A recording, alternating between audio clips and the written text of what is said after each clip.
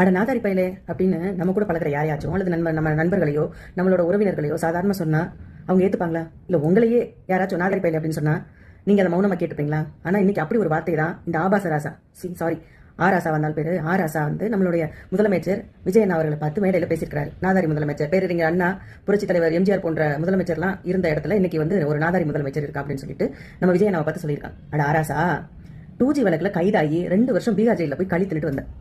பீகார் ஜெயில வந்து உன்னை யாருமே பார்க்க வரல அப்படின்றத ஒப்பாரி வச்ச வீடியோ லீக் ஆனதுனால தான் இன்னைக்கு கொளத்தூர்ல உங்க தலைவர் மண்ணை கவிட்டு நிக்கிறார். சோ திமுகவோட தோல்விக்கு முதல் மெயின் காரணமா இருந்தது இந்த ஆராசா தான்.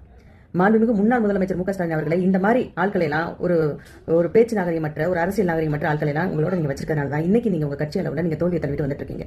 இதே நிலை தான் நாளைக்கு உதயநிதிக்கும் ஏற்படும். அப்படி நீங்க அதை ஏற்படாம நீங்க பாதுகாத்து வச்சுக்கணும். இந்த மாதிரி நாதாரி பசங்களை எல்லாம் உங்க டீம்ல இருந்து எடுத்துங்க. இந்த லட்சணத்துல திருச்சி தொகுதியில தனியா நின்று போட்டிடுங்க. நம்ம யாருமே வேணாம், கூட்டணியே வேண்டாம், நீங்க தனியா நில்லுங்க இன்னும் ஏற்றி விட்டு இருக்காரு அவர் போட்டு 25 கூட்டணி மொத்தமா நின்று ஓட்டு கேட்ட போய் குளத்தூர்ல மண்ணை கவிட்டீங்க. இதுக்கப்புறம் தனியாக வேற நிக்க சொல்லி உங்களை உசுப்பேத்தி விட்டுட்டு இருக்காரு. இருக்கிற கொஞ்சம் நெஞ்ச மனமும் போயிடும். இவர் பேச்சை கேட்காதீங்க. இந்த நாதாரி மொத்தம் உங்க டீம்ல இருந்து எடுத்து விடுங்க. அதுதான் உங்களுக்கு நல்லது, எல்லாத்துக்கும் நல்லது.